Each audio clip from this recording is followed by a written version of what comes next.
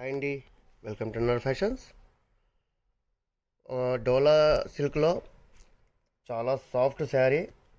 అలాగే మనకు పై భాగంలో చూసినట్టయితే ఒక చిన్న కంచి బార్డర్ ఉంది.